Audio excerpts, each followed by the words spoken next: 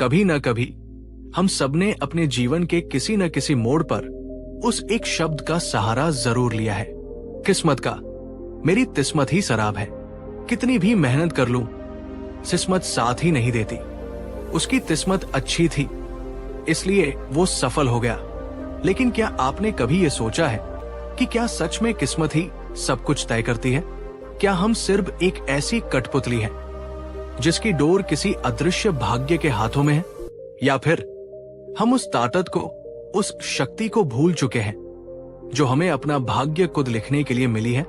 आज की ये कहानी तथागत गौतम बुद्ध की एक बहुत ही गहरी और आंखें खोल देने वाली शिक्षा है।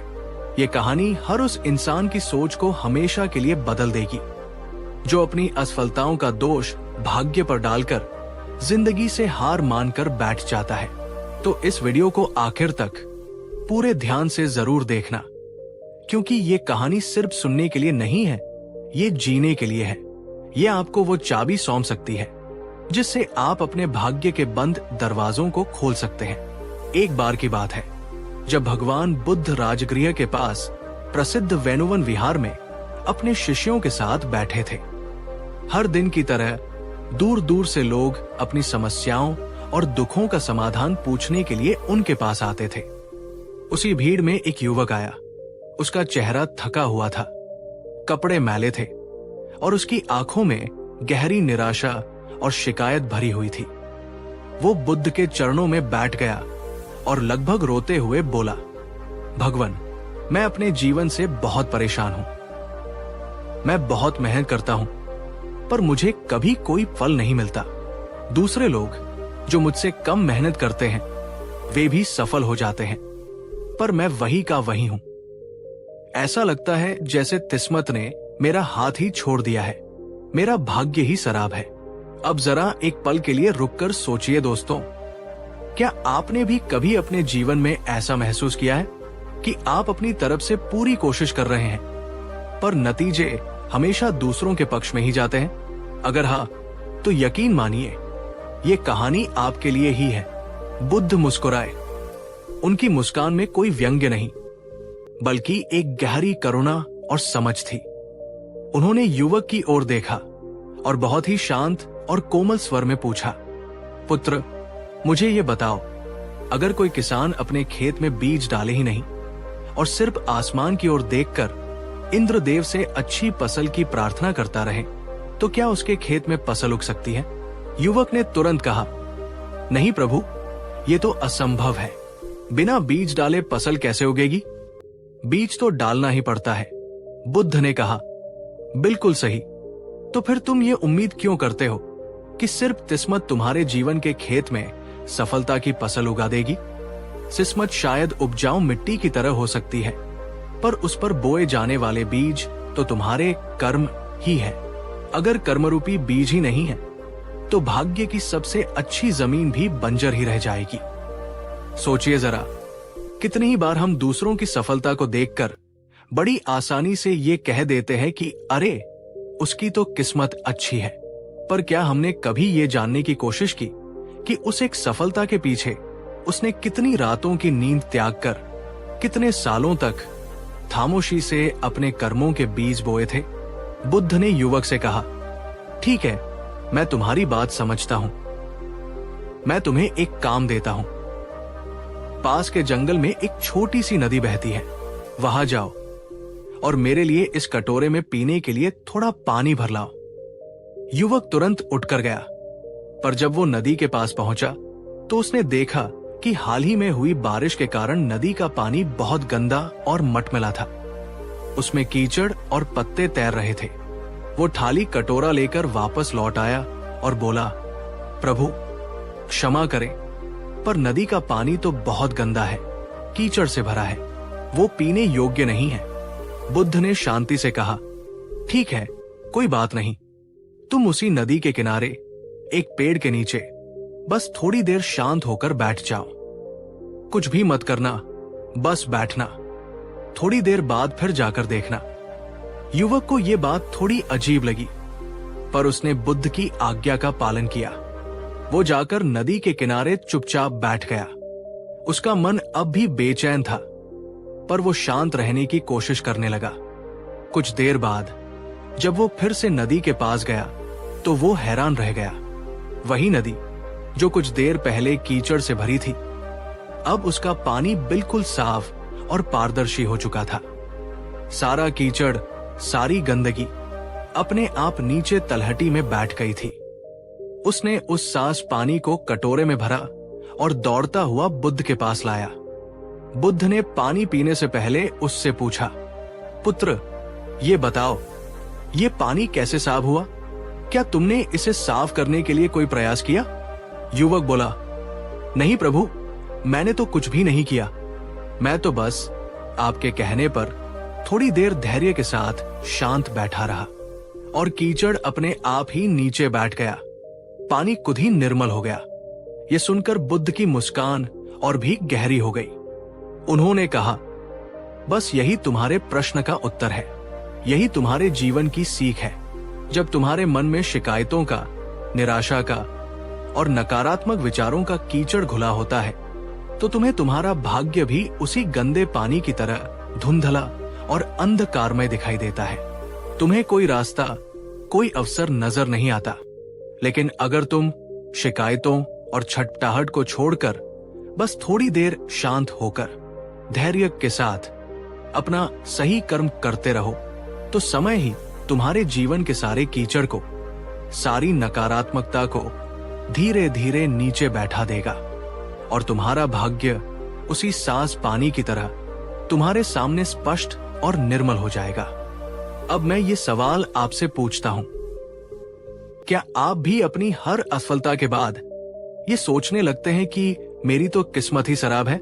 या आप ये मानते हैं कि शायद मेरे प्रयासों में या मेरे धैर्य में कोई कमी रह गई है?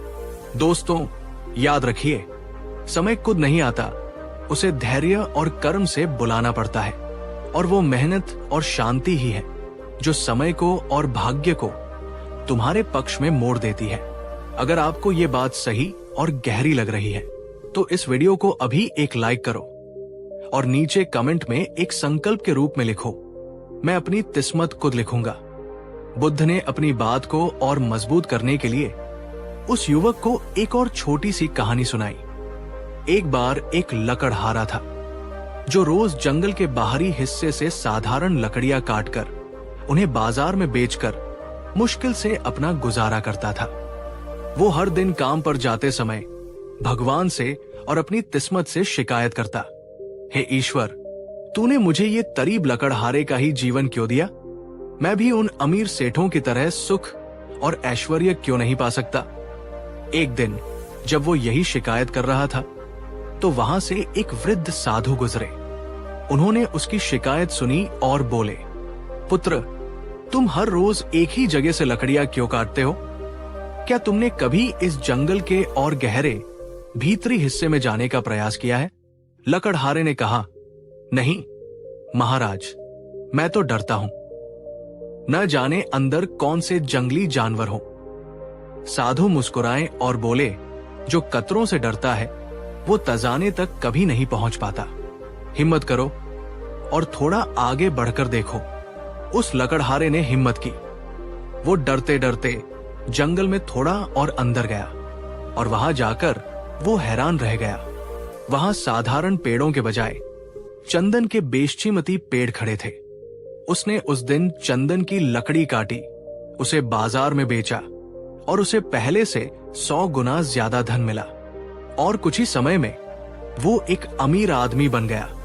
बुद्ध ने युवक से पूछा, अब बताओ, अगर वो लकड़हारा अपनी किस्मत को कोसते हुए उसी पुरानी सुरक्षित जगह पर ही लकड़ियां काटता रहता तो क्या उसे कभी वो चंदन का टजाना मिलता? नहीं, वो इसलिए अमीर बना क्योंकि उसने शिकायत करना छोड़कर एक नया कदम आगे बढ़ाया। उसने अपने कंफर्ट जोन को तोड़ा। बुद्ध बोले, जो व्यक्ति शिकायतों और भाग्य को कोसने में अटक जाता है वो भाग्य के बंद दरवाजे के बाहर ही पड़ा रह जाता है, पर जो व्यक्ति मेहनत और साहस के साथ एक नया रास्ता खोजने का प्रयास करता है वो दरवाजा तोड़कर अपना रास्ता चुद बना लेता है। बुद्ध ने अंत में अपनी शिक्षा का सार बताते हुए कहा, जो लोग भाग्य को दोष देते हैं वे ये भूल जाते हैं कि भाग्य भी तुम्हारे ही अतीत और वर्तमान के कर्मों का मिलाजुला परिणाम है। अगर तुम आज सही बीज बो रहे हो, अगर तुम आज सही कर्म कर रहे हो, तो कल का भाग्य तुम्हारे सामने झुकने के लिए विवश हो जाएगा। दोस्तों, जरा सोचिए, अगर राजकुमार सिद्धार्थ शुद्ध भाग्य के भरोसे अपने महल के सुखों में बैठे रहते, तो क्या आज हम उन्हें बुद्ध के नाम से जानते? क्या वे कभी उस परम ज्ञान को उपलब्ध हो पाते? नहीं, उन्होंने महल छोड़ा, उन्होंने अपने कर्म से एक नया रास्ता बनाया। उन्होंने सालों तक कठोर साधना की, कठिनाइयां सही और सच्चाई को खोजने के लिए चल पड़े, और वही कर्म आज उन्हें राजकुमार से प्रबुद्ध बना गया। तो मैं ये सवाल आज आपसे पूछता हूं, क्या आप भी अपनी जिंदगी की लगाम, अपनी किस्मत की डोर वापस अपने हाथों में लेने के लिए तैयार हैं? अगर आपका जवाब हाँ है, तो इस वीडियो को अभी शेयर करो, ताकि और लोग भी ये सीख सके कि भाग्य नहीं, कर्म ही है जो सब कुछ बदल सकता है। अगर इस कहानी ने आपके दिल को, आपकी सोच को जरा सा भी छुआ है, तो इसे बस सुनकर मत छोड़ देना। इस पर आज से ही अमल करना शुरू करो। नीचे कमेंट में एक संकल्प के रूप में लिखो, मैं आज से अपनी किस्मत खुद लिखूंगा। और हाँ, वीडियो को लाइक करना मत भूलना, क्योंकि आपका एक लाइक किसी और निराश व्यक्ति तक ये संदेश पहुंचा सकता है। शेयर करो, ताकि वो दोस्त जो आज अपनी किस्मत को कोसकर हार मान चुका है, वो शायद फिर से उठकर खड़ा हो सके। कभी बुद्ध ने कहा था, भाग्य उसी का साथ देता है जो खुद अपने साथ पूरी हिम्मत से खड़ा होता है। तो उठो, आगे बढ़ो और वो करो जो तुम्हें लगता है तुम्हारी सीमा है, क्योंकि तुम्हारी सीमा के पार ही तुम्हारा असली भाग्य शुरू होता है। किस्मत को मत बदलो, अपने कर्म बदलो, जिंदगी खुद ब खुद बदल जाएगी। धन्यवाद। नमो बुद्धाय। कभी आपने किसी को ये कहते हुए सुना है, मैं हर दिन भगवान से प्रार्थना करता हूं, फिर भी मेरी हालत नहीं बदलती? या खुद कभी कहा है, मैंने सब कुछ ईश्वर पर छोड़ दिया है, जो होगा देखा जाएगा? पर जरा सोचिए, अगर भगवान खुद आपसे पूछ ले, तुमने क्या किया, तो आपका जवाब क्या होगा?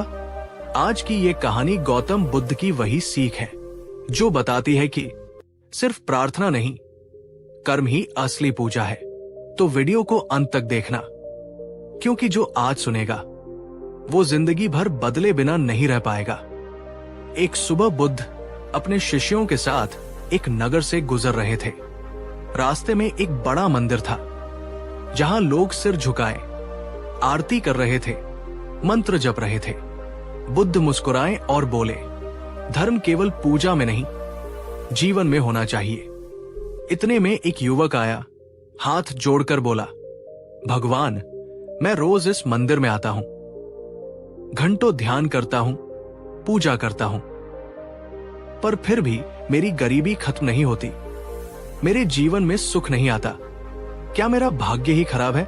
अब आप बताइए, क्या सिर्फ मंदिर जाने से या पूजा करने से जीवन बदलता है, या फिर कर्म भी जरूरी है? बुद्ध ने युवक को देखा और कहा, ठीक है, अगर तुम सच में बदलना चाहते हो, तो मैं तुम्हें एक छोटा सा काम देता हूं। उन्होंने पास की जमीन की ओर इशारा किया और बोले, वहां जाकर इस मिट्टी में बीज डालो। युवक बोला, प्रभु, बीज तो नहीं है मेरे पास। बुद्ध बोले, तो फिर मिट्टी से फसल कैसे उगेगी? जैसे बिना बीज के खेत खाली रहता है, वैसे ही बिना कर्म के पूजा भी खाली है। भगवान तुम्हारे पास बैठा है, लेकिन वो तभी मदद करता है जब तुम खुद अपनी जमीन में बीज डालो। बुद्ध बोले, चलो मैं तुम्हें दिखाता हूं कि कर्म कैसे पूजा बनता है। उन्होंने एक किसान के खेत की ओर इशारा किया।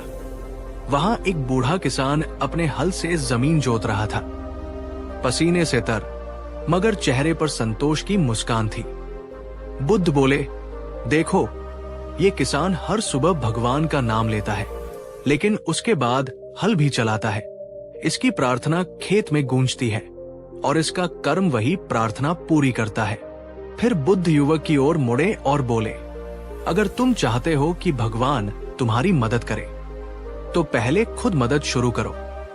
दोस्तों, सोचो, कितनी बार हमने भी भगवान से कुछ मांगा है पर खुद एक कदम नहीं बढ़ाया। कितनी बार कहा सब किस्मत का खेल है, पर मेहनत करने से डर गए। अगर कभी ऐसा हुआ है तो आज खुद से एक वादा करो, मैं अब सिर्फ मांगूंगा नहीं, करूंगा भी। अगर बात दिल में उतरी हो तो वीडियो को लाइक करो और कमेंट में लिखो, कर्म ही मेरी पूजा है। बुद्ध ने एक और कहानी सुनाई। एक बार दो आदमी एक गांव में पहुंचे। दोनों के सामने एक जैसी बंजर जमीन थी। पहले ने कहा, इस जमीन में कुछ नहीं उग सकता, और वो चला गया। दूसरा रुका, उसने मिट्टी को जोता, पानी डाला, बीज बोए, और धीरे धीरे वहां हरी फसल लहला उठी। लोगों ने पूछा, तुम्हारा भाग्य अच्छा था क्या? वो हंसकर बोला, नहीं, मेरा हल अच्छा था। बुद्ध बोले, जो भाग्य को दोष देता है वो अपनी जमीन सूखी छोड़ देता है। जो कर्म करता है वो बंजर में भी हरियाली उगा देता है। बुद्ध ने कहा, जब तुम सच्चे मन से कर्म करते हो तो हर पसीने की बूंद तुम्हारी आरती बन जाती है, हर संघर्ष तुम्हारी प्रार्थना बन जाता है। भगवान को पूजा के फूल नहीं, कर्म की खुशबू चाहिए। सोचो जरा, अगर तुम्हारे कर्म ही तुम्हारी प्रार्थना है तो आज तुम कौन सी प्रार्थना कर रहे हो? क्या तुम मेहनत कर रहे हो या सिर्फ किस्मत का इंतजार? बुद्ध ने कहा, भाग्य कोई ऊपर से उतरने वाली चीज नहीं, वो तुम्हारे कर्मों का परिणाम है। जैसे छाया हमेशा शरीर के पीछे चलती है, वैसे ही भाग्य हमेशा कर्म के पीछे चलता है। जो कर्म बदलता है वो अपना भाग्य बदल देता है, और जो सिर्फ प्रार्थना करता है वो दूसरों की कहानियां सुनता रह जाता है। बुद्ध बोले, अगर तुम हर सुबह सिर्फ 2 काम करो, पहला, खुद से कहना कि मैं मेहनत करूंगा, और दूसरा, शिकायत बंद करना, तो देखना धीरे धीरे तुम्हारा भाग्य भी मुस्कुराने लगेगा। क्योंकि भगवान उन पर मुस्कुराता है जो खुद अपनी दुनिया बनाने की कोशिश करते हैं। दोस्तों, आज की कहानी हमें ये सिखाती है कि भगवान की सबसे बड़ी आराधना कर्म है। जब तुम ईमानदारी से कोशिश करते हो तो हर असफलता भी तुम्हें आगे बढ़ाती है। तो आज से शिकायत बंद करो और कर्म को पूजा बना लो। अगर ये बात दिल में गूंज रही है तो कमेंट में लिखो, मैं अपनी पूजा कर्म से करूंगा। वीडियो को लाइक करना मत भूलना और शेयर करो, क्योंकि शायद किसी और की जिंदगी तुम्हारे शेयर से बदल जाए।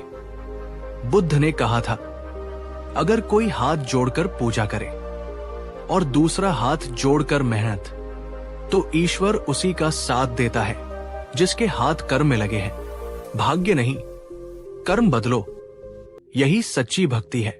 कहानी 2।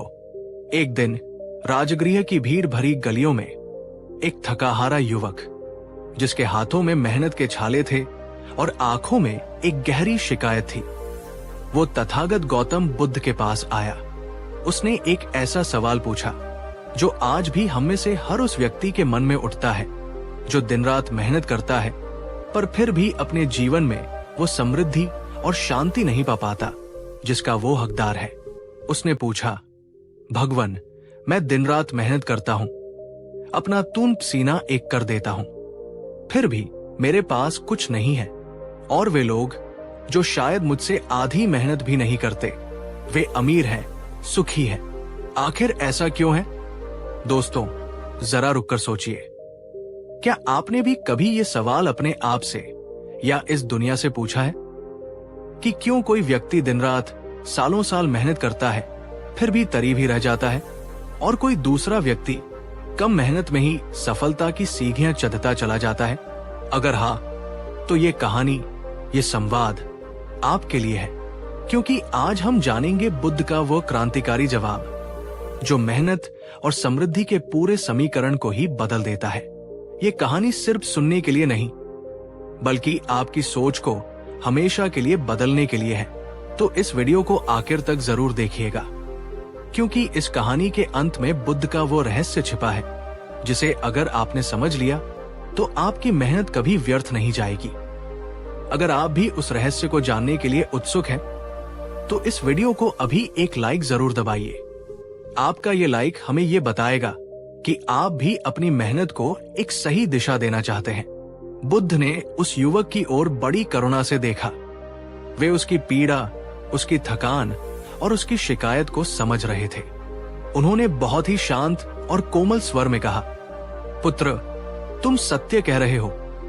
तुम बहुत मेहनत करते हो, पर तुम्हारी समस्या ये नहीं है कि तुम मेहनत नहीं करते। तुम्हारी समस्या ये है कि तुम सिर्फ मेहनत ही करते हो। युवक ये सुनकर चौंक गया। उसने कहा, भगवान, इसका क्या अर्थ है? क्या मेहनत करना ही धन और सफलता का मार्ग नहीं है? क्या खेत जोतने वाला किसान, पत्थर तोड़ने वाला मजदूर, कपड़ा बुनने वाला कारीगर, ये सब मेहनत नहीं करते? फिर ये अमीर क्यों नहीं है? बुद्ध मुस्कुराए। उनकी मुस्कान में एक गहरा रहस्य छिपा था। उन्होंने कहा, हाँ, वे सब बहुत मेहनत करते हैं, पर वे केवल अपने शरीर से, अपने हाथों से मेहनत करते हैं। जबकि एक अमीर और सफल व्यक्ति शरीर से मेहनत करने से पहले अपने दिमाग से, अपनी सोच से, अपनी रणनीति से और अपनी दृष्टि से मेहनत करता है। एक गरीब व्यक्ति सिर्फ पसीना बहाता है। एक अमीर व्यक्ति ये सोचता है कि उस पसीने को कहाँ, कब और कैसे बहाना है, ताकि उसकी हर बूंद से 100 गुना फसल उग सके। एक गरीब व्यक्ति कुआं खोदता है, पर यह सोचे बिना कि पानी कहाँ है। वो 10 जगह पर 10-10 फीट के गड्ढे खोदता है और थक कर बैठ जाता है। पर एक अमीर और समझदार व्यक्ति पहले 100 जगहों का अध्ययन करता है, सही जगह का चुनाव करता है और फिर एक ही जगह पर 100 फीट गहरा गड्ढा खोदकर पानी निकाल लेता है। दोस्तों, जरा शांति से सोचिए। आप अपने दिन के 8 या 10 घंटे मेहनत करते हैं, पर क्या आप उसमें से सिर्फ 10 मिनट भी रुककर ये सोचते हैं कि ये जो मेहनत मैं कर रहा हूं, क्या ये सही दिशा में जा रही है? क्या इससे बेहतर कोई और तरीका हो सकता है? अगर आपकी मेहनत बिना सोच की है, तो वो उस नाव की तरह है जिसे एक मजबूत नाविक पूरी ताकत से चला तो रहा है, पर उसे ये नहीं पता कि जाना कहाँ है। वो बहुत दूर निकल जाएगा, पर अपनी मंजिल पर कभी नहीं पहुंचेगा। नीचे कमेंट में पूरी ईमानदारी से लिखिए, क्या आप अपनी मेहनत की दिशा के बारे में सोचते हैं या सिर्फ मेहनत करते चले जाते हैं? बुद्ध ने उस युवक को अपनी बात और गहराई से समझाने के लिए एक बहुत ही सुंदर कहानी सुनाई। एक बार एक गांव में 2 पड़ोसी रहते थे, रामू और सोमू। दोनों बहुत करीब थे और दोनों के पास गुजारे के लिए सिर्फ 1-1 एकड़ का छोटा सा खेत था। दोनों ही दिन रात मेहनत करते थे, पर दोनों की सोच में जमीन आसमान का फर्क था। रामू ये मानता था कि कठोर शारीरिक मेहनत ही सफलता की एकमात्र कुंजी है। वो रोज सुबह सूरज उगने से पहले अपने खेत पर पहुंच जाता, दोपहर की चिलचिलाती धूप में भी हल जोतता और शाम तक पसीने में पूरी तरह भीगकर थक हार कर घर लौटता। वो वही पारंपरिक फसल उगाता था जो उसके बाप दादा उगाते आए थे। दूसरी ओर सोमू ये मानता था कि स्मार्ट मेहनत सिर्फ हार्ड वर्क से बेहतर है। वो दिन में कुछ घंटे अपने खेत में पूरी लगन से काम करता, पर बाकी का समय वो नगर के बाजार में बिताता। वो बड़े व्यापारियों से बात करता, ये समझने की कोशिश करता कि बाजार में किस अनाज की मांग ज्यादा है, किस फसल का दाम अच्छा मिल रहा है और खेती की नई नई तकनीकें क्या है। अपनी इसी सोच और रिसर्च के आधार पर सोमू ने अपने खेत में पारंपरिक अनाज के बजाय औषधीय जड़ी बूटियां और मौसमी सब्जियां उगानी शुरू की, जिनकी शहर में बहुत मांग थी। उसने कम पानी में उगने वाली फसलों के बीज खोजे। उसने सीखा कि कैसे अपनी उपज को सीधे शहर के बाजार में बेचा जाए, बिचौलियों को हटाकर। कुछ सालों बाद नतीजा सबके सामने था। रामू, जो दिन रात पसीना बहाता था, वो आज भी उतना ही करीब था और कर्ज में डूबा हुआ था। और सोमू, जिसने मेहनत के साथ अपनी सोच की मेहनत को भी जोड़ा था, वो अब गांव का एक समृद्ध और सम्मानित व्यक्ति बन चुका था। युवक ने आश्चर्य से पूछा, क्यों भगवान, जब मेहनत दोनों ने की? बुद्ध बोले, क्योंकि रामू ने सिर्फ मेहनत की, पर सोमू ने सोच समझकर मेहनत की। रामू ने शरीर से काम लिया, पर सोमू ने शरीर से पहले अपनी बुद्धि से काम लिया। दोस्तों, इस कहानी में हम सब के लिए एक बहुत बड़ा और गहरा राज छिपा है। सिर्फ मेहनत करना ही काफी नहीं है। मेहनत को सही दिशा में, सही रणनीति के साथ करना उससे कहीं ज्यादा जरूरी है। अगर आप अपने पूरे दिन में, अपने पूरे हफ्ते में एक पल भी अपनी रणनीति बनाने, कुछ नया सीखने या अपनी दिशा का मूल्यांकन करने के लिए नहीं निकालते, तो आपकी मेहनत उस चक्की के बैल की तरह है, जो चलता तो दिन भर है पर पहुंचता कहीं नहीं।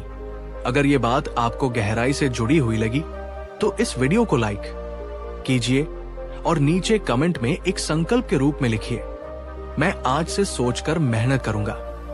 बुद्ध ने उस युवक से दूसरा और भी गहरा सवाल पूछा, पुत्र, तुम जब काम करते हो तो क्या तुम ये जानते हो कि तुम्हारे काम का अंतिम उद्देश्य क्या है? युवक ने तुरंत उत्तर दिया, हाँ भगवान, अपने और अपने परिवार का पेट पालना, 2 वक्त की रोटी कमाना। बुद्ध मुस्कुराए, पुत्र, यही गरीब और अमीर की सोच का सबसे बड़ा अंतर है। एक गरीब व्यक्ति जीविका के लिए सिर्फ आज की जरूरतें पूरी करने के लिए काम करता है, जबकि एक अमीर और सफल व्यक्ति एक बड़ी दृष्टि, विजन के लिए काम करता है। एक गरीब मजदूर सोचता है, मुझे आज की दिहाड़ी मिल जाए ताकि आज रात का खाना बन सके। एक अमीर उद्यमी सोचता है, मैं ऐसा क्या बनाऊं, ऐसा क्या सिस्टम खड़ा करूं कि कल मैं 100 लोगों को खाना खिला सकूं, उन्हें रोजगार दे सकूं। एक गरीब व्यक्ति पैसा कमाने के लिए काम करता है, एक अमीर व्यक्ति मूल्य, वैल्यू बनाने के लिए काम करता है। वो सोचता है कि मैं लोगों की किस समस्या का समाधान कर सकता हूं, मैं उनके जीवन को कैसे बेहतर बना सकता हूं। अगर आप सिर्फ पैसे के पीछे भाग रहे हैं तो पैसा हमेशा आपसे 2 कदम आगे भागेगा। लेकिन अगर आप मूल्य बनाने, सेवा करने और लोगों की समस्याओं को हल करने पर अपना ध्यान केंद्रित करते हैं तो लक्ष्मी यानी पैसा और समृद्धि खुद आपके पीछे पीछे आएगी। अब सोचिए दोस्तों, आपका काम, आपकी नौकरी या आपका व्यापार, क्या वह सिर्फ आपकी जरूरतें पूरी कर रहा है या वह समाज में कोई वास्तविक मूल्य भी जोड़ रहा है? क्या आपका काम दूसरों के लिए भी फायदेमंद है? बुद्ध ने कहा, सोच ही सबसे बड़ा धन है। जिसके पास एक अच्छी, सकारात्मक और रचनात्मक सोच है, वो मिट्टी से भी सोना बना सकता है, और जिसकी सोच ही तरीब, संकीर्ण और नकारात्मक है, वो सोने के ढेर पर बैठकर भी उसे मिट्टी बना देगा। बुद्ध ने अंत में उस युवक से कहा, पुत्र, मेहनत करो। मैं तुम्हें मेहनत करने से नहीं रोक रहा, पर अपनी मेहनत का सिर्फ 80% अपने शरीर से करो और कम से कम 20% समय और ऊर्जा अपनी सोच को, अपने ज्ञान को और अपनी दृष्टि को विकसित करने में लगाओ। गरीब व्यक्ति मेहनत करता है बिना सोचे समझे, अमीर व्यक्ति सोचता है बिना डरे, और जो व्यक्ति सोचने की कला सीख लेता है वो जीवन में कभी गरीब या दुखी नहीं रह सकता। युवक की आंखें आंसुओं से भर आई, पर इस बार ये शिकायत के नहीं, बल्कि कृतज्ञता और एक नई समझ के आंसू थे। उसने हाथ जोड़कर कहा, भगवान, आज मैं समझा, मेरे हाथों में नहीं, मेरे दिमाग में करीबी थी। मुझे अपनी मेहनत की नहीं, अपनी सोच की करीबी को दूर करना चाहिए। बुद्ध ने उसे आशीर्वाद दिया और कहा, और जब सोच बदल जाती है तो भाग्य अपने आप झुक जाता है। दोस्तों, बुद्ध ने कभी कहा था, मन ही सब कुछ है, तुम वही बनते हो जो तुम सोचते हो। करीबी और अमीरी, सफलता और असफलता, ये सब बाहरी परिस्थितियों से ज्यादा हमारी अपनी सोच की रचना है। इसलिए आज से अपनी सोच को धनवान बनाओ, अपनी सोच को बड़ा बनाओ, क्योंकि जहां सोच अमीर है वहां जिंदगी भी एक दिन अमीर हो ही जाती है। अगर ये वीडियो आपके दिल को, आपकी सोच को जरा सा भी छू पाया हो तो इसे सिर्फ अपने तक मत रखिए, इसे शेयर कीजिए ताकि किसी और की सोच भी बदल सके। नीचे कमेंट में एक संकल्प लीजिए, मैं अपनी सोच बदल रहा हूं। और याद रखिए, बुद्ध ने कहा था, गरीब मेहनत करते हैं, अमीर सोचते हैं। तब तक याद रखिए, मेहनत जरूरी है, पर सही सोच उससे भी कहीं ज्यादा जरूरी है। नमो बुद्धाय। कहानी 3। नमस्कार मेरे प्यारे आत्मिक मित्रों। कभी कभी जिंदगी इतनी कठिन, इतनी बेरहम लगती है कि हमारा मन करता है, बस अब और नहीं, अब सब कुछ यही छोड़ दिया जाए। हम मेहनत करते करते थक जाते हैं। हमारे सपने हमारी आंखों के सामने ही अधूरे रह जाते हैं और हमें ऐसा लगने लगता है जैसे किस्मत ने, इस ब्रह्मांड ने हमारे साथ अपना मुंह ही मोड़ लिया हो। ये हारने का एहसास, ये टूटने का क्षण हम सबने कभी न कभी अपने जीवन में जरूर महसूस किया है। लेकिन अगर मैं आपसे कहूं कि आज से 2500 साल पहले तथागत गौतम बुद्ध ने हमारी इसी थकान, इसी हार और इसी संघर्ष का एक बहुत ही गहरा, एक बहुत ही शक्तिशाली उत्तर पहले ही दे दिया था, तो क्या आप उस रहस्य को, उस कहानी को सुनना चाहेंगे जिसने एक पूरी तरह से हार चुके निराश युवक को सफलता और प्रेरणा का प्रतीक बना दिया? अगर आपका जवाब हां, तो इस वीडियो को अंत तक पूरे ध्यान और खुले हृदय से जरूर देखिएगा, क्योंकि बुद्ध की ये कहानी आपको सिर्फ प्रेरणा या मोटिवेशन नहीं देगी, ये आपके हार और जीत को देखने का पूरा नजरिया ही बदल देगी।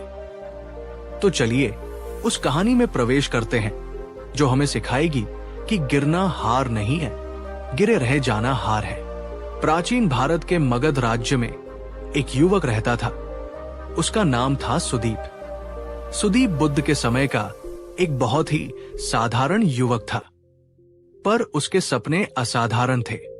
उसका सपना था कि वो अपने ज्ञान और कर्मों से लोगों की सेवा करे, समाज में एक बड़ा और सम्मानित व्यक्ति बने और अपने माता पिता का नाम रोशन करे। लेकिन ऐसा लगता था जैसे जिंदगी ने उसके साथ बेरहम होने की कसम खा रखी थी। वो जो भी काम करता उसमें असफल हो जाता। उसने अपने पिता के साथ खेती में हाथ बटाया, पर उस साल ऐसा सूखा पड़ा कि सारी फसल जलकर राख हो गई। उसने कुछ पैसे उधार लेकर कपड़े का व्यापार शुरू किया, पर कुछ ही महीनों में उसे इतना घाटा हुआ कि वो कर्ज में डूब गया। उसने सोचा कि वो ज्ञान के मार्ग पर चलेगा। वो एक प्रसिद्ध गुरु के आश्रम में पढ़ने गया, लेकिन उसका चंचल मन शास्त्रों की गहरी बातों में लग ही नहीं पाया। उसे हर तरफ से सिर्फ निराशा और असफलता ही मिल रही थी। कभी पिता उसे निकम्मा कहकर डांटते, तो कभी समाज के लोग उस पर हंसते और ताने मारते। देखो, ये तो किसी काम का नहीं है। धीरे धीरे इन बाहरी आवाजों ने उसके भीतर की आवाज को पूरी तरह से दबा दिया। उसकी आत्मा टूटने लगी। वो सच में ये मानने लगा, शायद मैं ही निकम्मा हूं, शायद मेरे नसीब में सफलता लिखी ही नहीं है। एक शाम अपनी एक और असफलता के बाद निराशा और आत्मग्लानि में डूबा हुआ सुदीप चुपचाप घर से निकलकर पास के जंगल की ओर चल दिया। वो किसी से मिलना नहीं चाहता था, किसी से बात नहीं करना चाहता था। वो बस कहीं शांति चाहता था। लेकिन उसके अपने ही भीतर विचारों और भावनाओं का एक भयानक तूफान चल रहा था। जंगल के उस सुनसान रास्ते पर चलते चलते सुदीप की मुलाकात एक शांत और तेजस्वी भिक्षु से हुई, जो अपने कुछ शिष्यों के साथ ध्यान से लौट रहे थे। वे भिक्षु कोई और नहीं, स्वयं तथागत गौतम बुद्ध थे। बुद्ध की शांत और करुण आमयी आभा को देखकर सुदीप के भीतर का सारा दर्द, सारा गुबार बांध तोड़कर बाहर आ गया। वो बुद्ध के चरणों में गिर पड़ा और एक छोटे बच्चे की तरह फूट फूट कर रोने लगा। उसने सिसकते हुए कहा, भगवान, मैं बहुत थक गया हूं। मैं जीवन से हार गया हूं। मैं बार बार कोशिश करता हूं, पर हर बार असफल हो जाता हूं। अब मुझमें और हिम्मत नहीं बची। अब मुझसे और नहीं होता। बुद्ध ने बड़ी करुणा से उसे उठाया, उसे अपने पास बैठाया और शांति से उसकी पूरी व्यथा सुनी। जब सुदीप चुप हुआ तो बुद्ध मुस्कुराए। उनकी मुस्कान में कोई उपदेश नहीं, बल्कि एक गहरी समझ और स्वीकृति थी। उन्होंने सुदीप की आंखों में देखा और कहा, पुत्र, तुम असफल नहीं हुए हो, तुम बस रुक गए हो। सुदीप ने हैरान होकर पूछा, रुक गया? इसका क्या अर्थ है भगवान? बुद्ध ने बहुत ही गहरा उत्तर दिया। वे बोले, हाँ पुत्र, जो रुक जाता है वही सच में हारता है।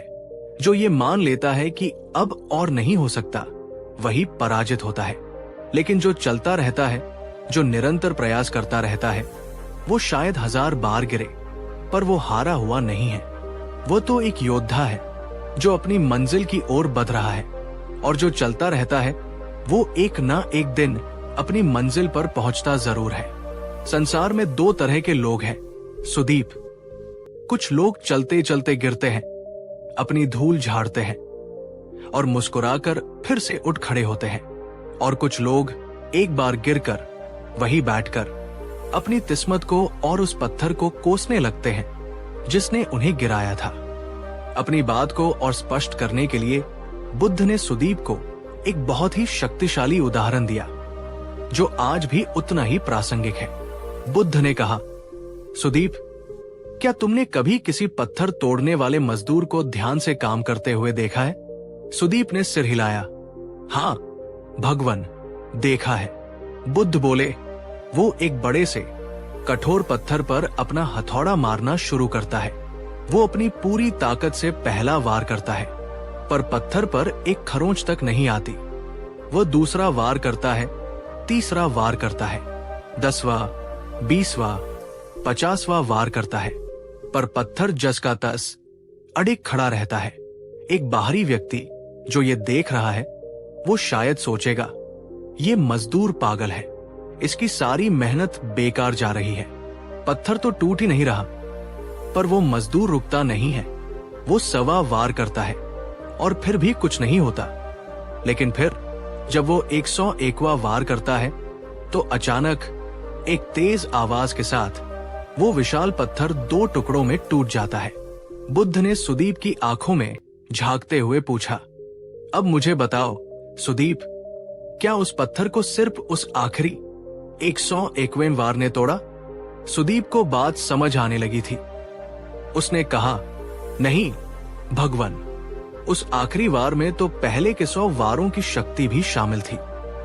बुद्ध ने कहा, बिल्कुल सही।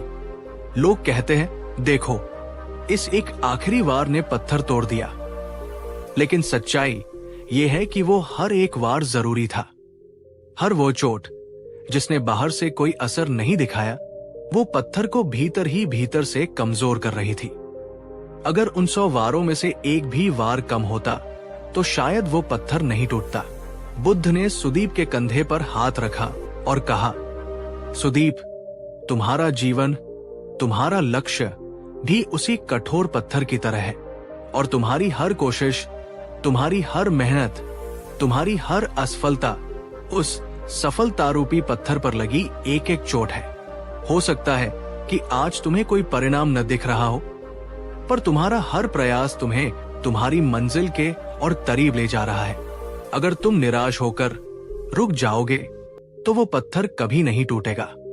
तुम कभी नहीं जान पाओगे कि तुम अपनी मंजिल से सिर्फ एक और वार, सिर्फ एक और कोशिश दूर थे। बुद्ध के ये शब्द सुदीप के हृदय में किसी तीर की तरह उतर गए। उसे अपनी सबसे बड़ी भूल का एहसास हुआ। वो सोचने लगा, मैं तो हर असफलता को अपनी हार, अपनी अंतिम नियति समझता रहा, पर शायद हर असफलता मेरी अंतिम सफलता की तैयारी का एक हिस्सा थी। हर चोट मुझे तोड़ नहीं रही थी, बल्कि उस पत्थर को तोड़ रही थी जो मेरे और मेरी सफलता के बीच खड़ा था। बुद्ध ने उसकी आंखों में आई चमक को देखकर मुस्कुराकर कहा, सुदीप, अगर एक बीज को अंधेरी कठोर मिट्टी के भीतर दबाया न जाए, उसे तोड़ा न जाए, तो वो कभी अंकुरित होकर एक विशाल वृक्ष नहीं बन सकता। अगर रात का घना अंधेरा न हो, तो सुबह के सूरज की पहली किरण इतनी सुंदर और मूल्यवान नहीं लगती। और अगर जीवन में संघर्ष और असफलता का अंधेरा न हो, तो आत्मा की शक्ति और सफलता का सूर्य कभी उदय नहीं होता। इसलिए जब तक तुम्हारी सांस चल रही है तब तक प्रयास करते रहो। गिरो, सीखो और फिर से उठकर चलो, क्योंकि जो चलता रहता है वही अंत में पहुंचता है। उस दिन के बाद सुदीप का जीवन हमेशा के लिए बदल गया। वो वापस अपने गांव लौटा और फिर से पूरे जोश और एक नए दृष्टिकोण के साथ काम में जुट गया। अब जब वो असफल होता तो वो निराश नहीं होता, बल्कि मुस्कुरा देता। लोग पूछते, सुदीप, तुम्हें अपनी बर्बादी पर हंसी आती है? तुम्हें डर नहीं लगता?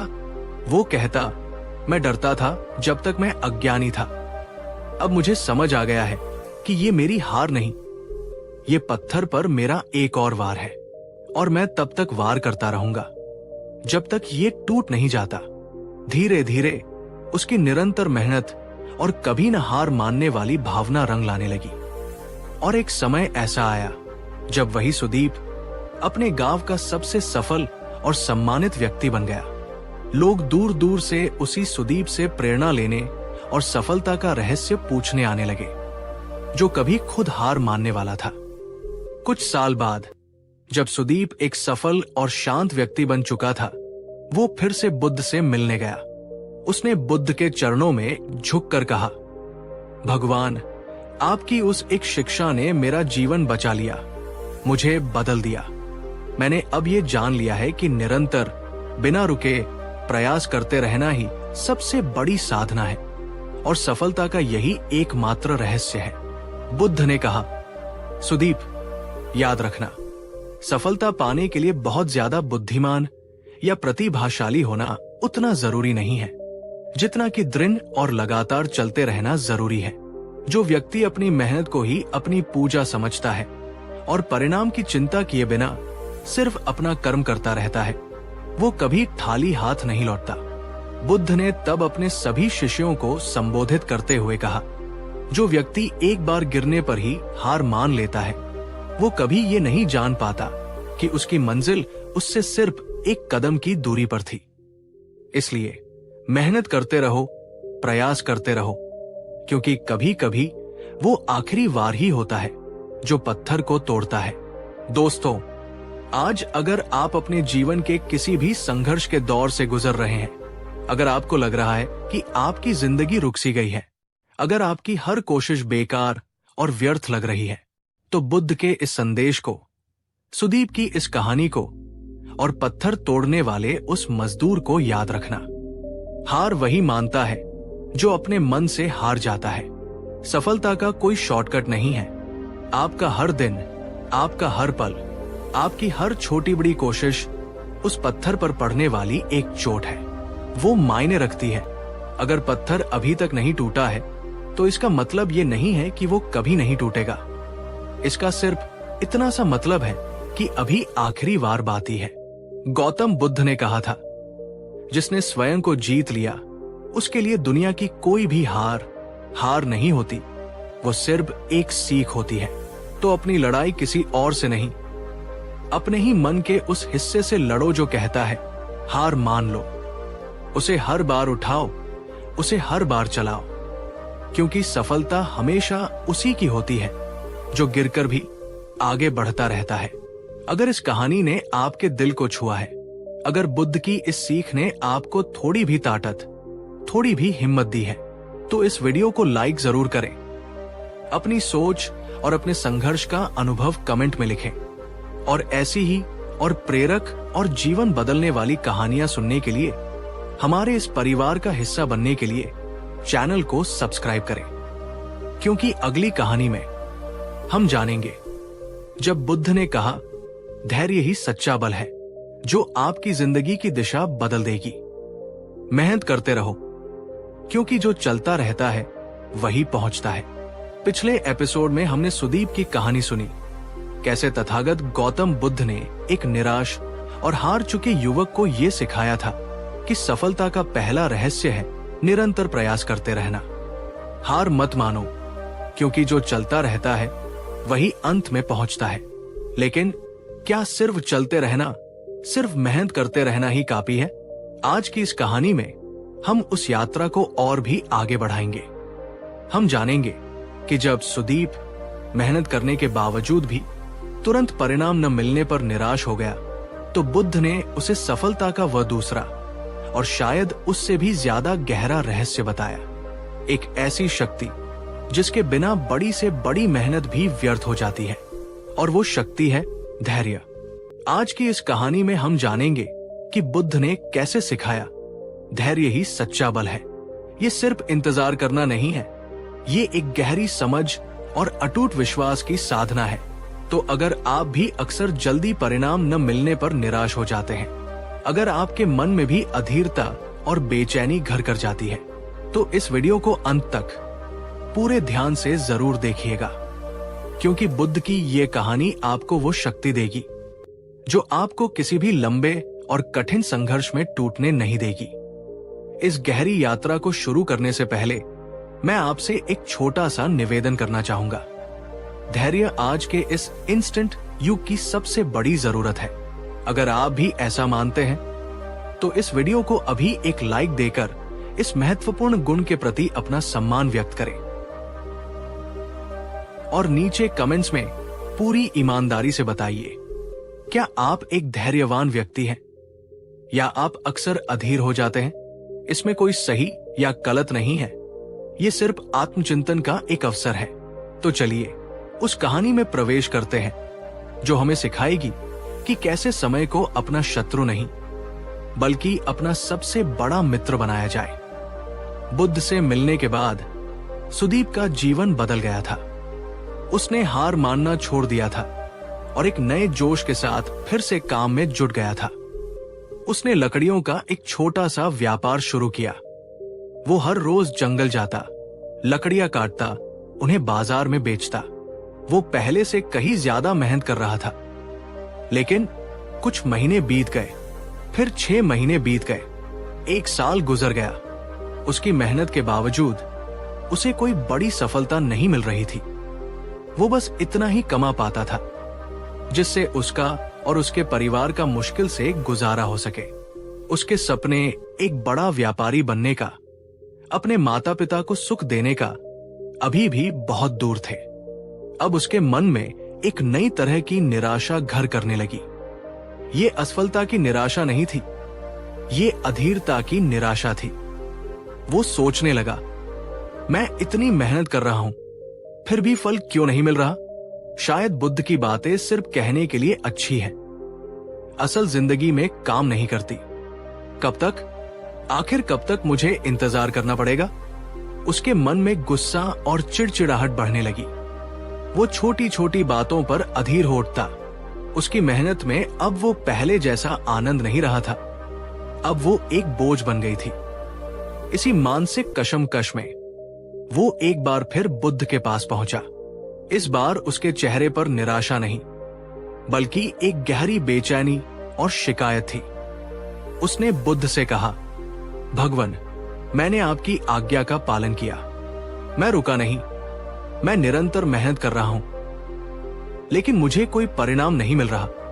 कई महीने हो गए हैं, पर मेरी स्थिति में कोई सुधार नहीं आया है। मुझे लगने लगा है कि मेरी सारी मेहनत व्यर्थ जा रही है। मेरे भीतर का हौसला अब टूट रहा है। मन में हर समय गुस्सा और अधीरता बनी रहती है। बुद्ध शांत भाव से उसे सुनते रहे।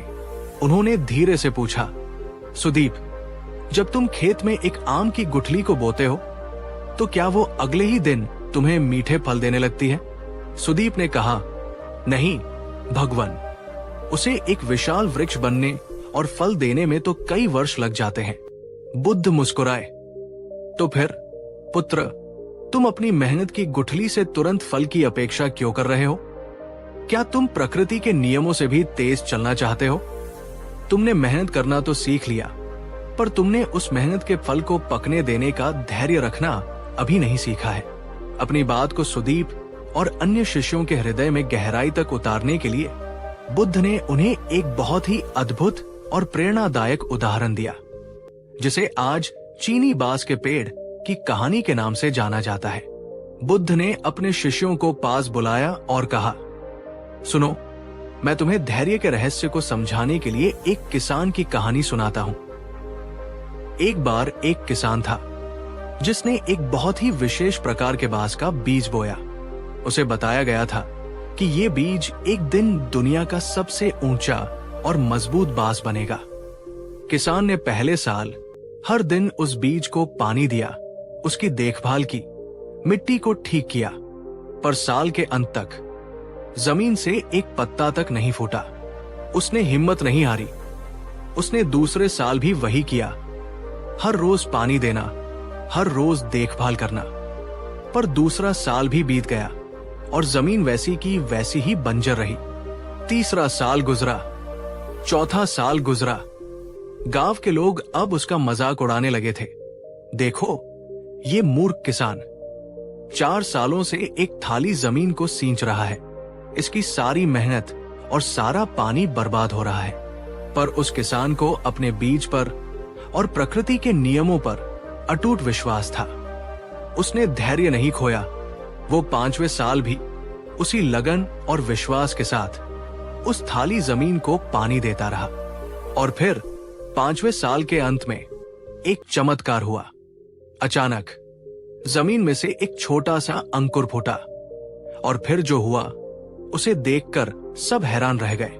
सिर्फ अगले 6 हफ्तों में वो छोटा सा अंकुर बढ़कर 80 से 90 फीट ऊंचा एक विशाल और मजबूत बांस का पेड़ बन गया। बुद्ध ने अपनी सभा में बैठे लोगों से पूछा, अब मुझे बताओ, क्या वो बांस का पेड़ सिर्फ उन 6 हफ्तों में इतना ऊंचा हो गया? सुदीप और अन्य शिष्य समझ गए। उन्होंने कहा, नहीं भगवान। बुद्ध ने कहा, नहीं, उन 5 सालों तक जब बाहर जमीन पर कुछ भी नहीं दिख रहा था, तब वो बांस जमीन के अंधेरे के भीतर अपनी जड़ों का एक मजबूत और घना नेटवर्क बना रहा था। वो अपनी नींव को इतना शक्तिशाली बना रहा था ताकि जब वो बाहर निकले तो अपनी उस असाधारण ऊंचाई को संभाल सके। अगर वो किसान अधीर हो जाता, अगर वो चौथे साल में ही जमीन खोदकर देखने लगता या पानी देना बंद कर देता, तो वो उस बीज को और उसकी असीम संभावनाओं को हमेशा के लिए नष्ट कर देता। बुद्ध ने सुदीप की ओर देखकर कहा, सुदीप, तुम्हारा जीवन और तुम्हारी मेहनत भी उसी बांस के पेड़ की तरह है। हो सकता है कि आज तुम्हें बाहर कोई सफलता, कोई परिणाम न दिख रहा हो, पर तुम्हारी हर दिन की मेहनत, तुम्हारा हर दिन का संघर्ष व्यर्थ नहीं जा रहा है। वो तुम्हारी जड़ों को, तुम्हारे ज्ञान को, तुम्हारे अनुभव को और तुम्हारे चरित्र को भीतर ही भीतर मजबूत बना रहा है। जीवन तुम्हें तुरंत परिणाम देकर पुरस्कृत नहीं करता। वो पहले तुम्हारी परीक्षा लेता है। वो देखता है कि तुम उस सफलता के योग्य हो भी या नहीं। वो तुम्हारी जड़ों को परखता है। जो व्यक्ति अधीर होता है, जो तुरंत फल चाहता है, वो एक कमजोर जड़ों वाले पेड़ की तरह होता है जो हवा के पहले ही तेज झोंके में उखड़ जाता है।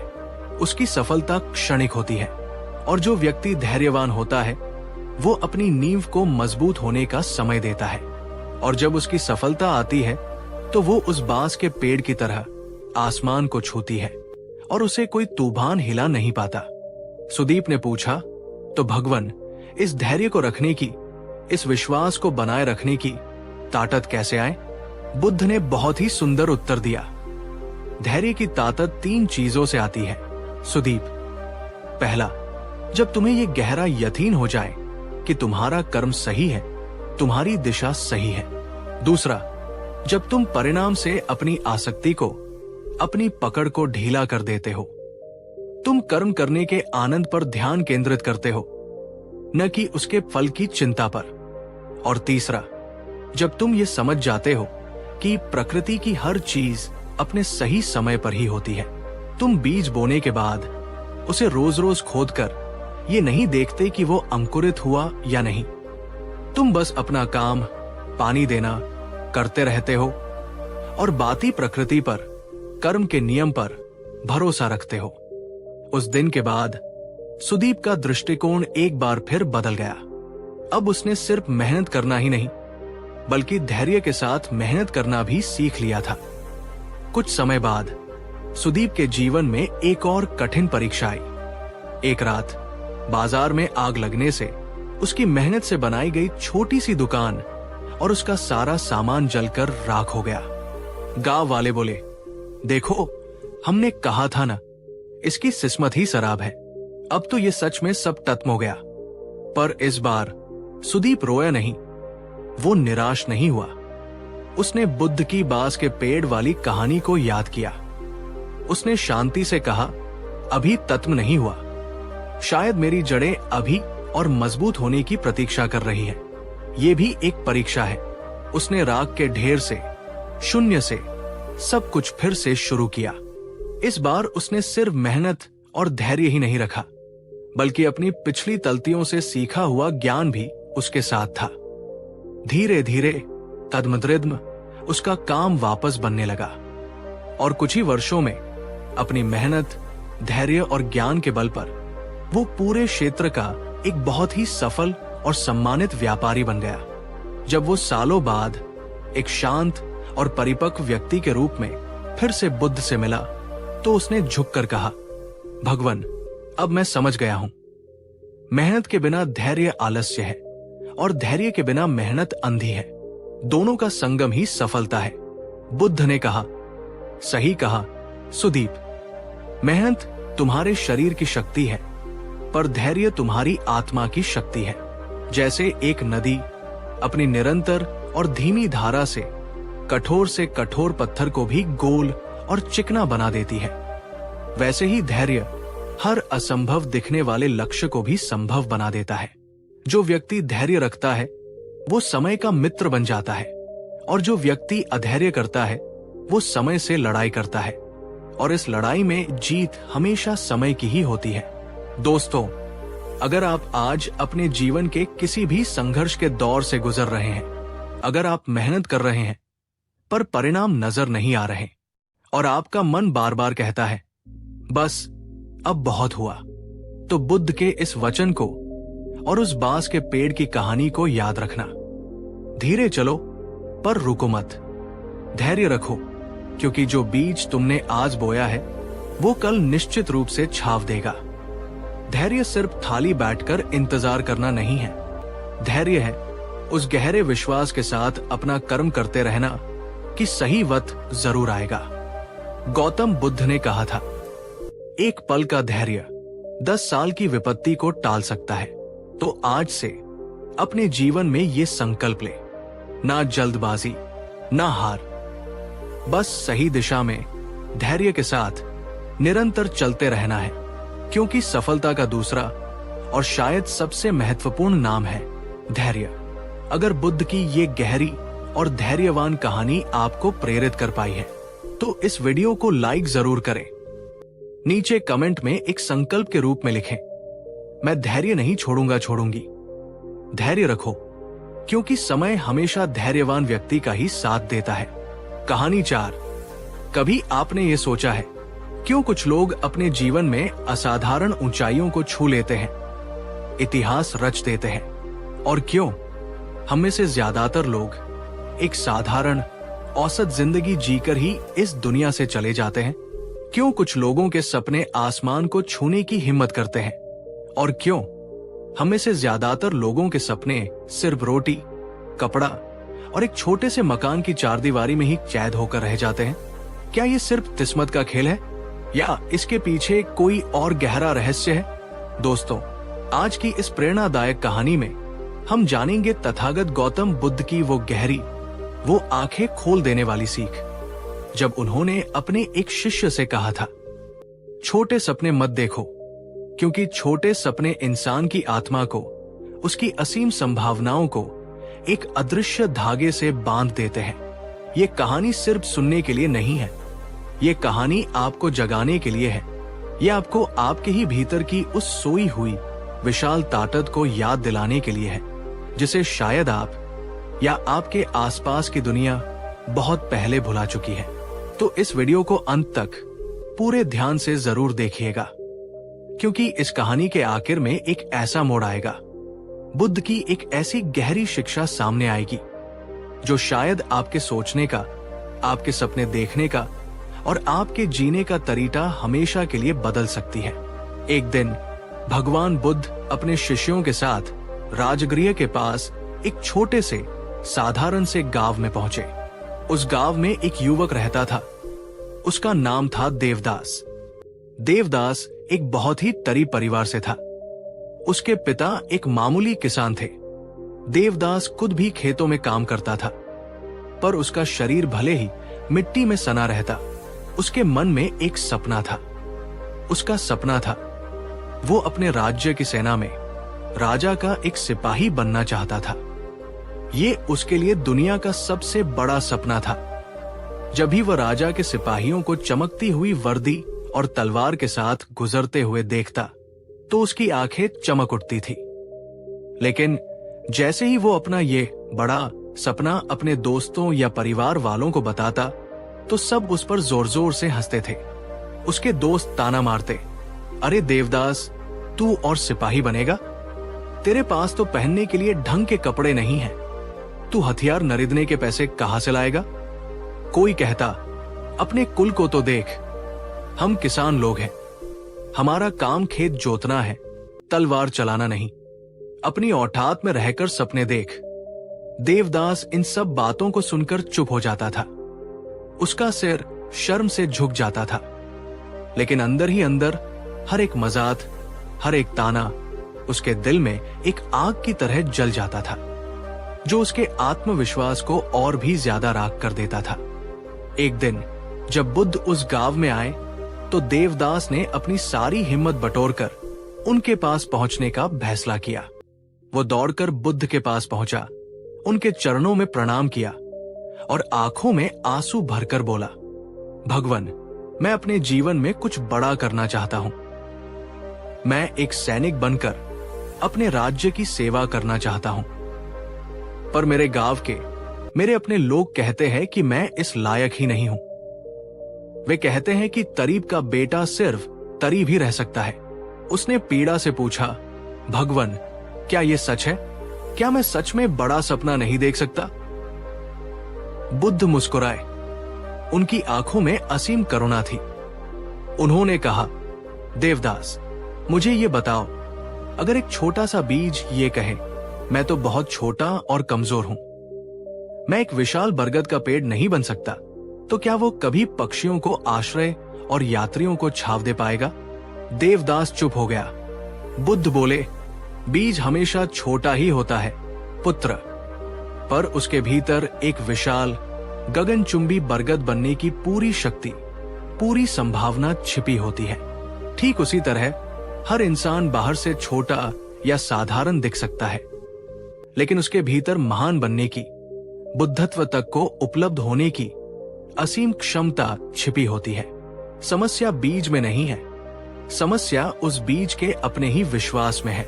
दोस्तों, अब आप बताइए, क्या आपने भी कभी अपने किसी बड़े सपने को सिर्फ इसलिए छोटा कर दिया या उसे मार दिया क्योंकि आपके आसपास के लोगों ने कहा था कि ये तुमसे नहीं होगा? अगर हाँ, तो आज नीचे कमेंट में एक संकल्प लीजिए और लिखिए, अब मैं बड़ा सपना देखूंगा। बुद्ध ने देवदास से पूछा, देवदास, जब तुम सिपाही बनने का सपना देखते हो तो तुम्हारे मन में सबसे बड़ा डर कौन सा आता है? देवदास ने कुछ देर सोचा और फिर ईमानदारी से कहा, भगवान, सबसे बड़ा डर यह है कि अगर मैं कोशिश करूं और असफल हो जाऊं तो वे सब लोग जो आज मुझ पर हंसते हैं वे और भी ज्यादा हंसेंगे। वे कहेंगे, देखो, हमने तो पहले ही कहा था, ये किसी लायक नहीं है। मैं उस अपमान को, उस शर्म को सह नहीं पाऊंगा।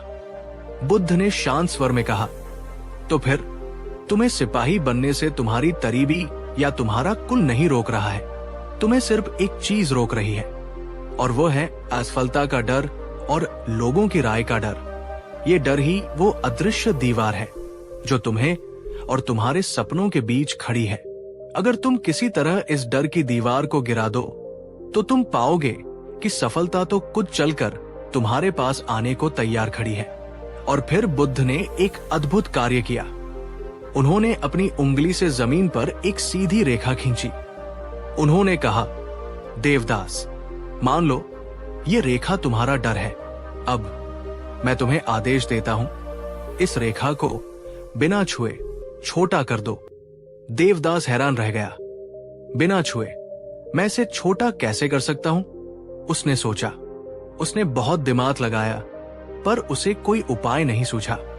तब बुद्ध मुस्कुराए। उन्होंने उस पहली रेखा के ठीक बगल में उससे एक बड़ी रेखा खींच दी और अचानक पहली वाली रेखा अपने आप ही छोटी लगने लगी।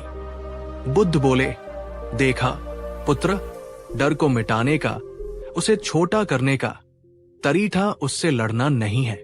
तरीका है अपने सपने को, अपने संकल्प को, अपने आत्मविश्वास को उस डर से भी बड़ा बना लेना।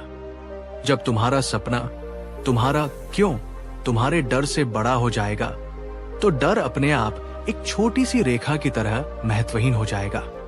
आपका सबसे बड़ा डर क्या है? क्या वह असफलता का डर है या लोगों के तानों का डर है? नीचे कमेंट में लिखिए और यह भी लिखिए कि आपका वो कौन सा सपना है जो इस डर से भी बड़ा है।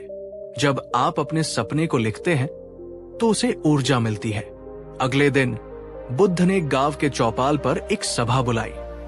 गांव के सभी लोग आए, बड़े बूढ़े, बच्चे और देवदास भी उस भीड़ में कहीं पीछे खड़ा था।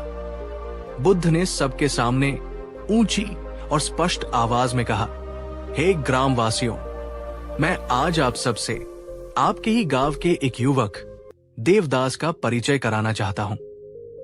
ये वो युवक है जो अपने मन में एक महान सपना पाले हुए है। ये आपके राज्य का एक वीर सिपाही बनना चाहता है। ये सुनते ही सभा में बैठी भीड़ में पहले कानाफूसी शुरू हुई और फिर लोग जोर जोर से हंसने लगे। किसी ने कहा, भगवान, इसका दिमाग मराब हो गया है, ये तो एक किसान का बेटा है। दूसरे ने ताना मारा, इसकी किस्मत में हल चलाना लिखा है, तलवार चलाना नहीं। देवदास का चेहरा शर्म से लाल हो गया। वो जमीन में गड़ जाना चाहता था। तभी बुद्ध ने अपना हाथ उठाकर सबको शांत किया। सन्नाटा छा गया।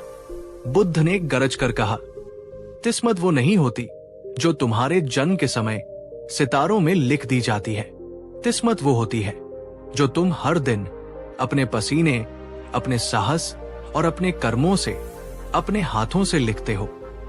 सभा में गहरा सन्नाटा छा गया। बुद्ध ने आगे कहा, आज तुम सब इस युवक के सपने पर हंस रहे हो।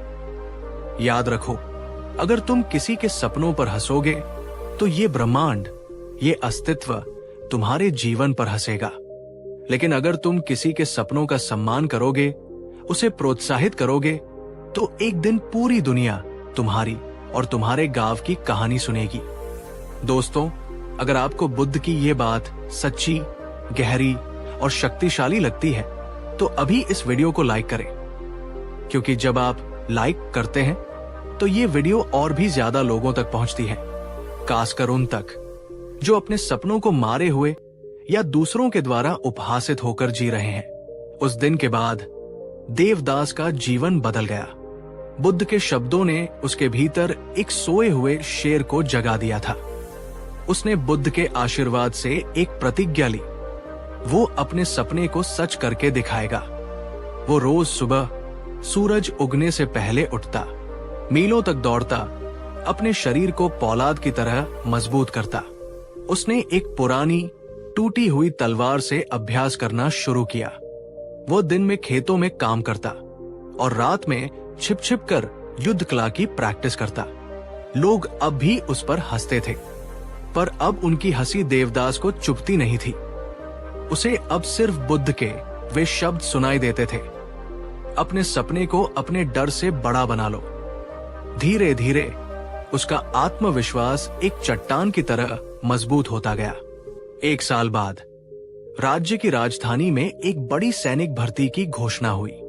राज्य के कोने कोने से सैकड़ों हटे कट्टे राजकुमार और योद्धाओं के बेटे आए। उस भीड़ में सबसे साधारण, सबसे करीब दिखने वाला वही देवदास था।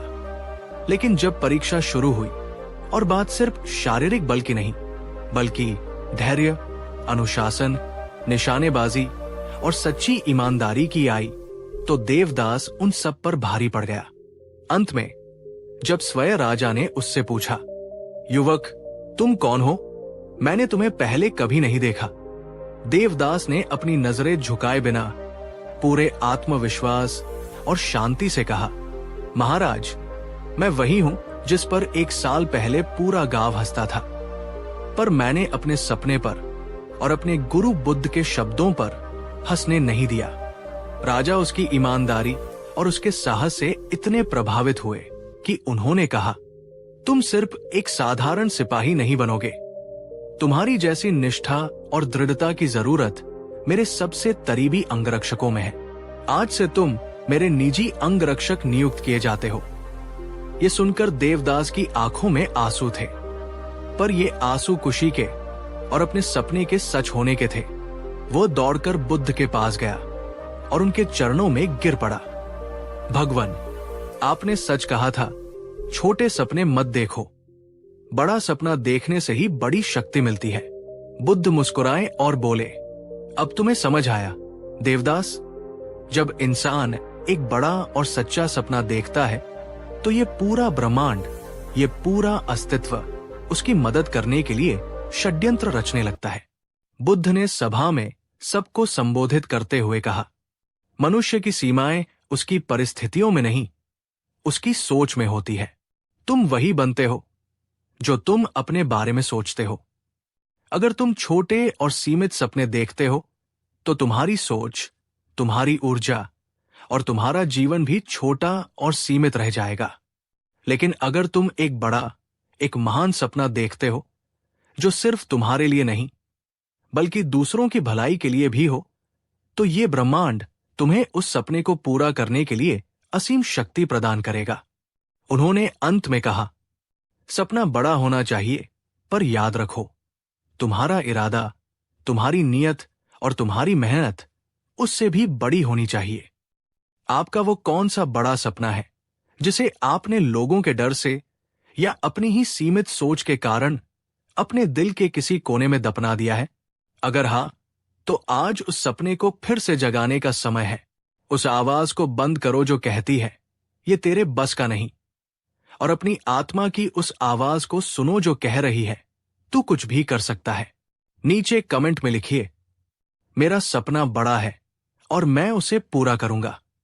दोस्तों, बुद्ध की ये कहानी हमें यही याद दिलाती है, तुम्हारा सपना जितना बड़ा होगा, तुम्हारी आत्मा की शक्ति भी उतनी ही बड़ी बनती जाएगी।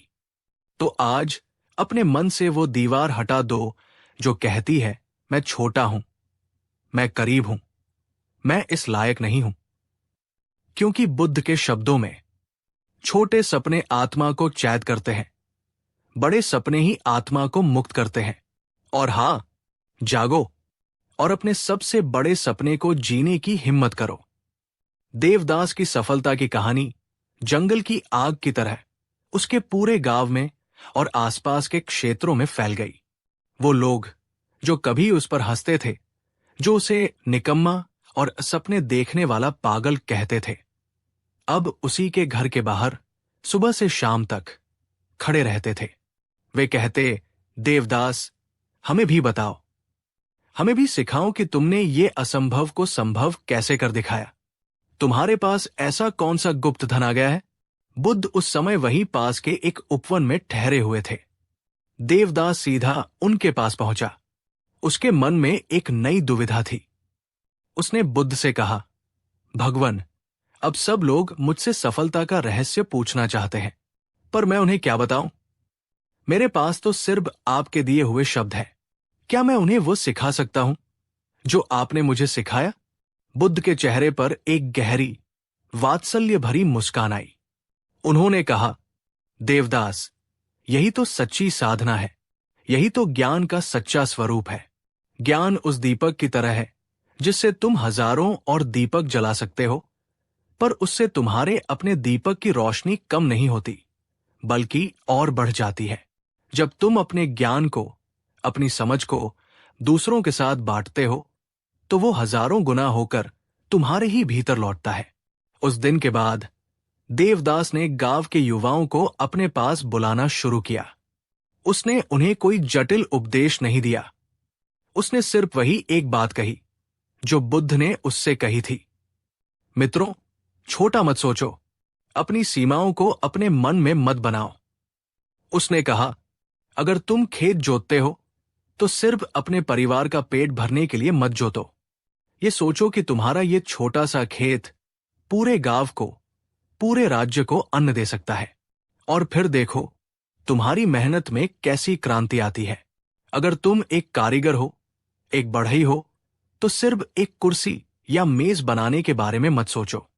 ये सोचो कि तुम्हारा ये हुनर, तुम्हारी ये कला पूरे राज्य के महलों को सुशोभित कर सकती है। और फिर देखो तुम्हारी कला में कैसी दिव्यता आती है। धीरे धीरे उस गांव के लोगों की सोच बदलने लगी।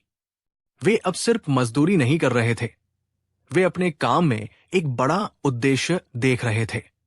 किसानों ने मिलकर सिंचाई के नए तरीके अपनाए। बढ़ई ने मिलकर सुंदर और कलात्मक फर्नीचर बनाना शुरू किया, जो नगरों में ऊंचे दामों पर बिकने लगा।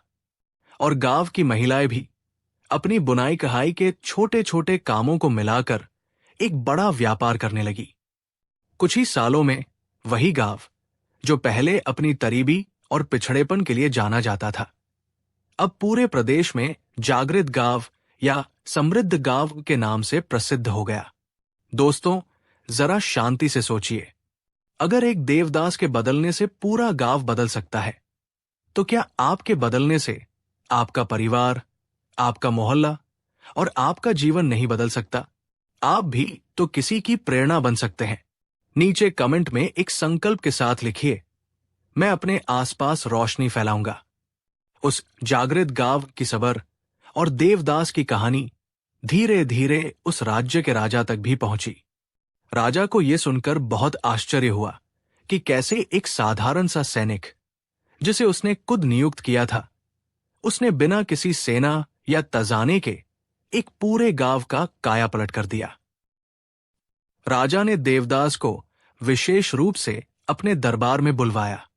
राजा ने पूछा, देवदास, हमें सच सच बताओ, तुम्हारे पास ऐसी कौन सी जादुई शक्ति है?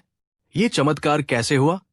देवदास ने बड़ी विनम्रता से सिर झुकाकर कहा, महाराज, मेरे पास कोई जादुई शक्ति नहीं है। मैं तो बस अपने गुरु तथागत बुद्ध की एक छोटी सी बात पर चला हूं। बड़ा सोचो और अपनी सोच पर विश्वास करो। महाराज, हमने अपने खेतों में सिर्फ अन्न के बीज नहीं बोए, हमने अपने मन में आशा और आत्मविश्वास के बीज बोए हैं। राजा ये सुनकर हैरान रह गया। उसे विश्वास नहीं हो रहा था। उसने पूछा, क्या सिर्फ सोच बदलने से इतना बड़ा भौतिक परिवर्तन संभव है? देवदास ने बहुत ही सुंदर उत्तर दिया।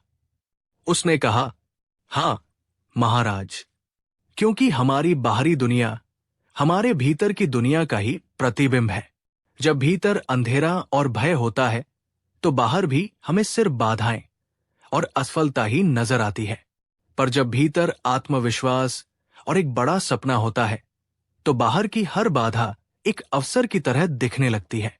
बुद्ध ने कहा था, मन ही सब कुछ है। जैसा तुम सोचते हो वैसा ही तुम बनते हो, और वैसा ही तुम्हारा संसार बन जाता है। राजा कुछ देर गहरे मौन में डूब गया। फिर उसने कहा, देवदास, तुम्हारे जैसे सिपाही की जरूरत मुझे अपनी सेना में नहीं, बल्कि अपने सबसे करीबी सलाहकार के रूप में है। तुम मुझे शासन करना नहीं, सोचना सिखाओ। देवदास की आंखों में आंसू थे। वो बोला, महाराज, ये सम्मान मेरा नहीं, बुद्ध की उस शिक्षा का है जिसने मुझे मेरी सीमाओं से परे देखना सिखाया। कुछ महीनों बाद भगवान बुद्ध अपनी यात्रा के दौरान दोबारा उसी गांव में लौटे। इस बार गांव का दृश्य पूरी तरह से अलग था। जहां पहले टूटे फूटे घर और उदास चेहरे थे, वहां अब हर तरफ रौनक थी। लोग खुश थे, बच्चे स्कूलों में पढ़ रहे थे और हर घर में समृद्धि के दीपक जल रहे थे। बुद्ध ने मुस्कुराकर देवदास से पूछा, देवदास, आज गांव में ये कौन सा पर्व, कौन सा त्योहार मनाया जा रहा है? देवदास ने अपने सभी ग्रामवासियों के साथ बुद्ध के चरणों में झुककर कहा, भगवन, ये किसी विशेष दिन का पर्व नहीं है, ये बड़े सपनों का पर्व है। जिस दिन आपने हमें ये सिखाया था कि छोटे सपने मत देखो, हमने उस दिन को ही अपने जीवन का सबसे बड़ा त्योहार बना लिया है और अब हम इसे हर रोज मनाते हैं। बुद्ध के होठों पर एक हल्की, तृप्ति भरी मुस्कान आई और उन्होंने कहा, जब इंसान अपनी स्वयं की बनाई हुई सीमाओं से ऊपर उठ जाता है तो उसका हर दिन एक त्योहार और हर कर्म एक उत्सव बन जाता है। फिर बुद्ध ने पूरी सभा को संबोधित करते हुए कहा, देखो, ये गांव पहले भय, हीन भावना और दूसरों के तानों में जीता था। अब ये आत्मविश्वास, सहयोग और समृद्धि में जी रहा है। यही वो क्रांति है, यही वो परिवर्तन है जो तब आता है जब इंसान अपने भीतर छिपे उस नन्हे से बीज की विशाल क्षमता को पहचानता है। आपका वो बीज क्या है? आपकी वो सबसे बड़ी ताकत क्या है जिसे शायद आप खुद भी नहीं पहचानते? क्या आपने कभी शांत बैठकर अपने भीतर उसे खोजने की कोशिश की है? नीचे कमेंट में लिखिए, मैं आज अपने भीतर की ताकत को पहचानूंगा। बुद्ध उस शाम गांव की सीमा पर एक पहाड़ी पर खड़े थे। नीचे पूरे गांव में हजारों दिए टिमटिमा रहे थे। हवा में चंपा के फूलों की मीठी खुशबू थी। उन्होंने अपने शिष्यों से कहा, देखो, जब एक व्यक्ति अपना सपना बदलता है तो उसका जीवन बदलता है। जब एक व्यक्ति का जीवन बदलता है तो एक परिवार बदलता है। जब एक परिवार बदलता है तो एक गांव बदलता है। और जब एक गांव बदलता है तो एक युग बदलता है। फिर उन्होंने बहुत धीरे धीरे, जैसे कोई रहस्य बता रहे हों, कहा, सपना वो नहीं होता जो तुम सोते हुए नींद में देखते हो। सच्चा सपना तो वो होता है जो तुम्हें सोने ही न दे। शिष्य ध्यान से सुन रहे थे। बुद्ध बोले, बड़ा सपना देखना कोई अहंकार नहीं है, वो तो तुम्हारी आत्मा की स्वाभाविक पुकार है, क्योंकि आत्मा का स्वभाव ही है विस्तार पाना, फैलना, अनंत होना। दोस्तों, अब आखिरी सवाल आपसे है, क्या आप आज इस कहानी को सुनने के बाद अपने भीतर के उस सोए हुए देवदास को जगाएंगे? क्या आप भी वो एक साहसिक कदम बढ़ाएंगे जिसे सब लोग असंभव कहते हैं? क्योंकि याद रखिए, जब इंसान छोटा सोचता है तो उसका जीवन भी छोटा रह जाता है, लेकिन जब वो बड़ा सोचता है तो ये पूरा ब्रह्मांड उसके लिए नए और अनदेखे रास्ते खोल देता है। धन्यवाद दोस्तों, फिर मिलेंगे एक नई प्रेरक कहानी में। तब तक याद रखिए, मेहनत जरूरी है पर बड़ी सोच उससे भी ज्यादा जरूरी है। नमो बुद्धाय।